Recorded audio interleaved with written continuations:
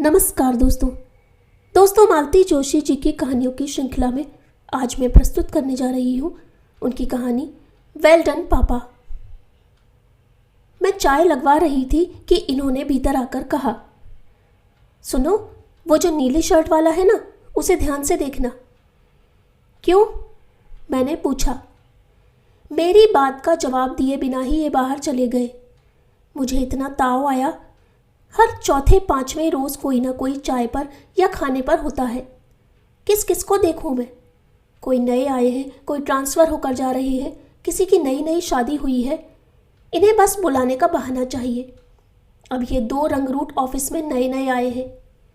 वे खुद किसी विजिट पर आते तो एक बात थी, बाकायदा निमंत्रण देकर बुलाने की क्या ज़रूरत थी। श्याम के हाथ चाय भिजवाकर मैं भी बाहर आ गई। दोनों ने उठकर नमस्ते की। दोनों ही स्मार्ट और सुदर्शन थे। एक का पहनावा हरियाणवी टच लिए हुए था, दूसरा नीली शर्ट वाला ठेठ इंदौरी लग रहा था। फिर जमकर बातें हुई। इंदौर का नमकीन, इंदौर के मॉल्स, इंदौर की सड़कें, मांडू, महाकाल, पाताल पानी, पिपल्या पाला। समय कैसे बीत गया पता नहीं चला। घर से दूर जब कोई अपना मिल जाता है तो कैसा लगता है, बस वैसी ही अनुभूति हुई। वो लोग दरवाजे के बाहर भी नहीं पहुंचे होंगे कि इन्होंने पूछा, लड़का कैसा लगा? वो इंदौर वाला ना, खूब अच्छा, मैंने कहा। विभा के लिए बात कर ले? इन्होंने पूछा। सच मेरे मन में भी यही बात आ रही थी, ज़रा उसके घर द्वार के बारे में पता करो, मैंने कहा। कर लिया है, कब से इस मिशन पर हूँ। पिता विभाग में अकाउंटेंट है, 3 भाई बहनों में यह सबसे बड़ा है। आनंद नगर में अपना LIG मकान है, इन्होंने बताया। विभा LIG में रहेगी? मैंने नाक सिकोड़कर कहा। देखो, लड़के की इंजीनियर की नौकरी है और इंदौर में अपना मकान होना ही बड़ी बात है। और विभा को वहाँ कितना रहना है? वह तो पति के साथ बंगले में रहेगी, इन्होंने समझाते हुए कहा। फिर भी खैर ठीक है, पापा को बता दो, अंतिम निर्णय तो उन्हीं को लेना है, मैंने कहा। आनंद फानन पापा को फ़ोन किया गया।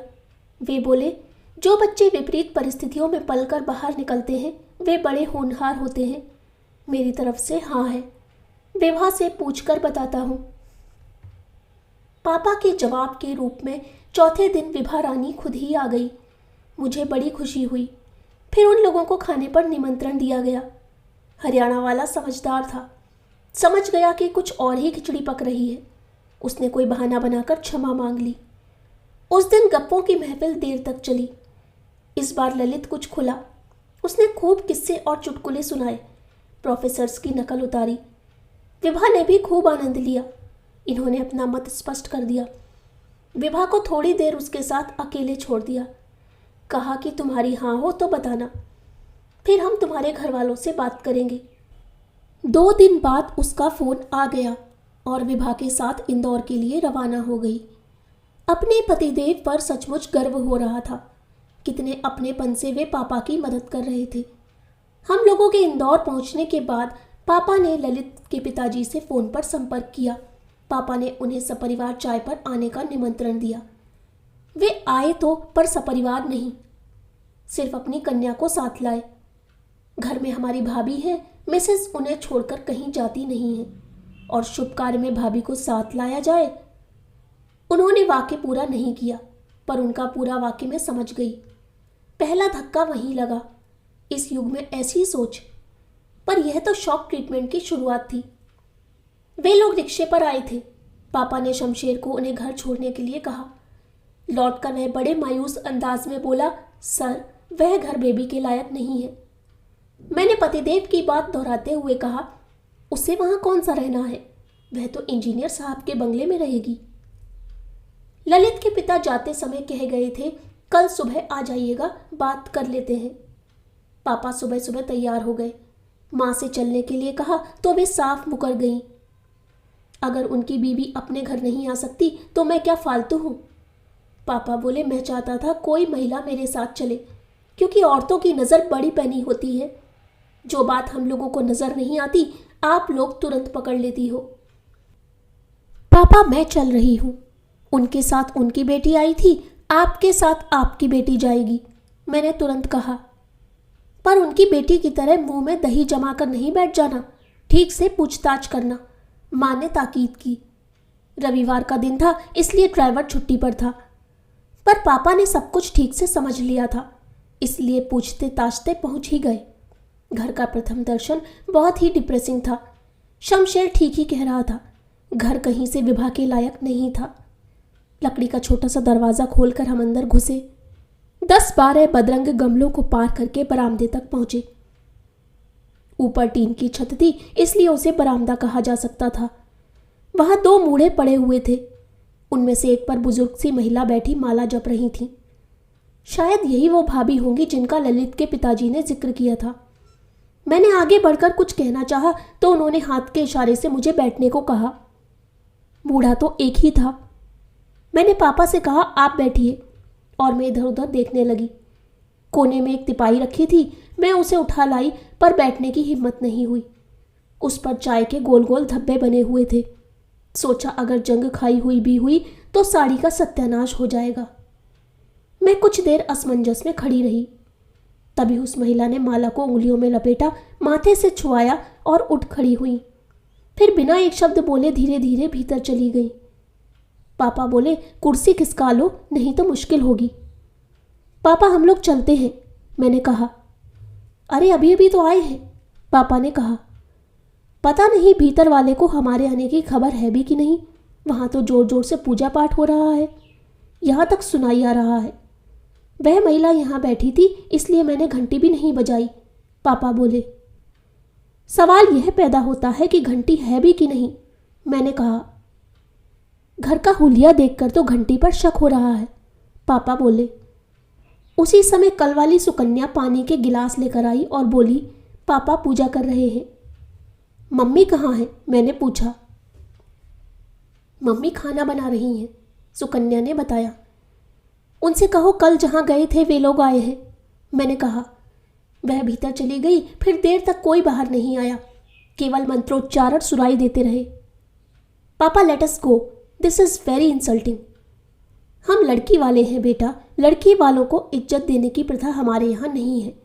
मेरी भी यहाँ बैठने की इच्छा नहीं है, पर बीच में छोड़कर कैसे चला जाऊँ। कल को सब कहेंगे कि विवाह के लिए इतना अच्छा घर-वर छोड़ दिया। आप लोगों से ज़रा सा सब्र करते नहीं बना। वहाँ रे घर, मैंने मुंह बिचका दिया।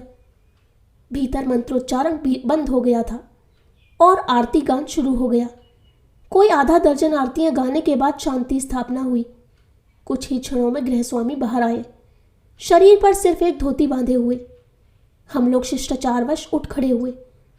हमें अनदेखा करते हुए वे सीधे आंगन में गए, तुलसी के पौधे को जल चढ़ाया और हमारी ओर हाथ उठाते हुए भीतर चले गए। ये आशीर्वाद की मुद्रा में हाथ उठाकर कहाँ अंतर्धान हो गए, मैंने खींच कर कहा। वे आशीर्वाद नहीं दे रहे थे, बल्कि 2 उंगलियां उठाकर कह रहे थे कि अभी 2 मिनट में आता हूँ, पापा ने बताया। कोई 5 मिनट बाद वे कपड़े पहनकर अवतरित हुए। अरे आप लोग बाहर क्यों बैठे हैं, भीतर आइए ना। कहने का मन हुआ कि हमें किसी ने भीतर बुलाया ही नहीं तो कैसे आते, पर उनकी उम्र का ख्याल करके चुप रह गई। भीतर का नज़ारा भी बहुत आकर्षक नहीं था। It was equally depressing. बाबा आदम के ज़माने का एक बदरंग सोफ़ा पड़ा था, जिसके नीचे एक पुरानी मटमैली दरी पड़ी हुई थी। टेबल एकदम बेमेल थी, लगता था किसी फर्नीचर की नीलामी से उठाई गई है। सर्दियों पुराना पंखा ऊपर झूल रहा था, जो हवा कम और आवाज़ ज़्यादा दे रहा था। गनीमत है कि यहाँ पंखा तो था, बाहर बरामदे में तो प्राकृतिक हवा पर ही संतोष करना पड़ा था। कमरे में सामान ठूस ठूस कर भरा गया था।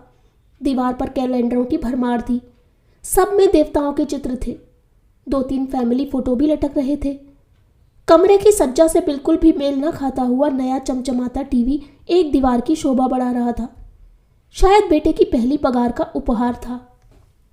सॉरी, उन्होंने गला खंखार कर कहा। आज नहाने में थोड़ी देर हो गई, नल बहुत देर से आए थे ना।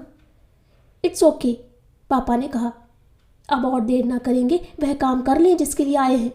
Late us come to the point. Point यह है, उन्होंने दोबारा गला साफ करते हुए कहा, हमें बिटिया की हाइट ज़रा कम लगी। माफ़ करना, पर मेरे बेटे की हाइट 5 फुट 9 इंच है। मैं तो भरी बैठी थी, एकदम फट पड़ी। हाइट तो आपको पहली नज़र में ही पता चल गई होगी, फिर ये बात कहने के लिए आपने 24 घंटे क्यों ले लिए? उन्होंने आंखें तरेर कर मुझे देखा। उन्हें मेरी एक स्त्री की ये बेअदबी पसंद नहीं आई। तल्ख स्वर में बोले, एकदम कैसे कह दें? कुछ विचार विमर्श भी तो करना होता है कि नहीं? यह रोज के रिश्ते चले आ रहे हैं, सबके साथ तालमेल बिठाना होता है।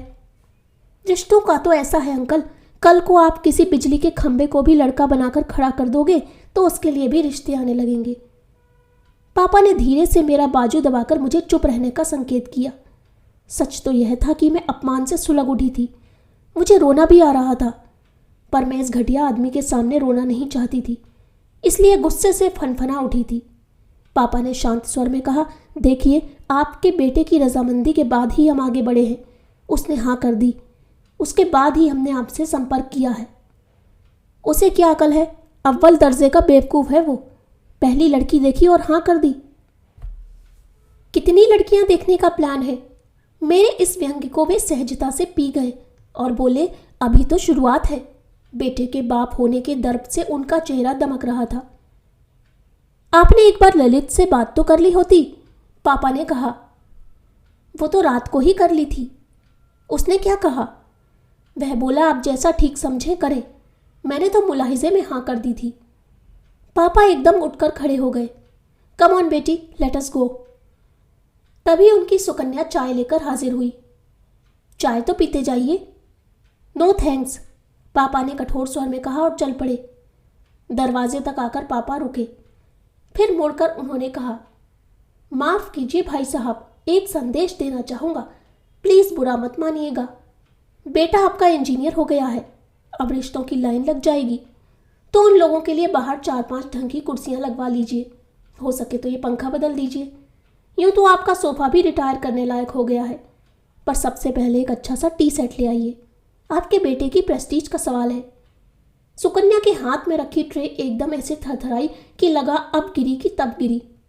उसके पिता भी ज़रूर थरथराए होंगे, पर उनकी प्रतिक्रिया देखने के लिए हम लोग रुके नहीं, सीधे बाहर आ गए। गाड़ी में बैठते ही मैं पापा के कंधे से झूल गई। वेल डन पापा, वेरी वेल डन। तो दोस्तों, कैसी लगी आपको यह कहानी? अगर कहानी पसंद आई हो तो कृपया चैनल को सब्सक्राइब करना ना भूलें। धन्यवाद।